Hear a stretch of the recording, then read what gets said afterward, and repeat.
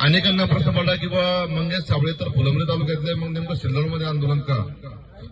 आमची मंगेश साबळेसोबत चर्चा झाली की आंदोलन मंगेशराव खरं म्हणजे गावापासून सुरुवात करणार होते, पण त्यांना सांगितलं आपल्याला लोकसभेच्या टायमाला सिल्लोड तालुक्याला भरभरून दिलं. जवळपास 41,000 मतदान या सिल्लोड तालुक्यातील जनतेनं आणि तरुणांनी दिलं. खरं म्हणजे बुधवार कार्यकर्ते नसताना काही ठिकाणी तर अक्षरशः लीड मिळाली या माणसाला.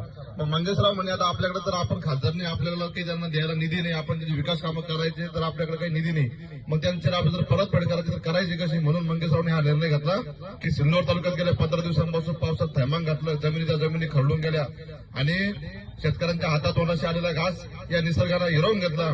त्यामुळं या शेतकऱ्यांचा आपण काहीतरी देणं लागतो. मंगेशराव म्हणे आतापर्यंत शेकडो आंदोलन केले, लोकांना ते स्टंट वाटते, परंतु शेतकऱ्यांसाठी आता आपल्याला आमरण उपोषण करायचंय म्हणे. माझा जीव गेला तरी मी मागे हटणार नाही म्हणे, परंतु शेतकऱ्यांना न्याय मिळवून द्यायचा. कर्जमुक्ती असेल, शेतकऱ्यांना एकरी 50 रुपये मदत असेल, ज्या शेतकऱ्यांची जमीन खरडून गेली त्या शेतकऱ्यांना एकरी कमीत कमी 1 लाख रुपये मदत असेल. आता आपलं मागायचं काम आहे, सरकार देतं की नाही देतं, सरकार तर भामटच आहे, परंतु ती जुनी म्हण आहे की आई रडल्याशिवाय दूध पाजत नाही.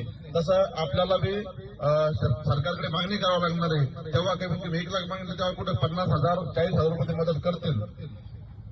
त्यामुळं आपण आतापर्यंत या दसरा मेळावा असेल म्हणजे नेत्यांचा, राजकीय नेत्यांचा बरं, यांच्या आपल्या पिढ्यानपिढ्या गेल्या मुंबईला जाऊ आपण यांचे राजकीय दसरे साजरे केले, परंतु आज खऱ्या अर्थानं मराठवाडा असेल, प्रामुख्याने महाराष्ट्रात, पश्चिम महाराष्ट्रात सगळीकडेच ओल्या दुष्काळानं थैमान घातलं, शेतकऱ्यांच्या जमिनी खरडून गेल्या. त्यामुळं आपला उद्याचा सिल्लोड तालुका असेल, कन्नड असेल, सोयगाव असेल, भोकरदन असेल, फुलंब्री असेल, या जवळपासचे जे तालुके, या गावागावातून उद्या सर्व तरुणांनी गाड्याच्या गाड्या भरून मंगेशराव साबळे यांच्या उपोषणाला इथं भेट देण्यासाठी यावं आणि आपण पुढील आंदोलनाची लवकरच दिशा ठरणार आहोत. जर सरकारने दखल घेतली नाही तर येत्या 2-3 दिवसामध्ये राज्यात उद्रेक झाल्याशिवाय राहणार नाही, असा सूचक इशारा देतो.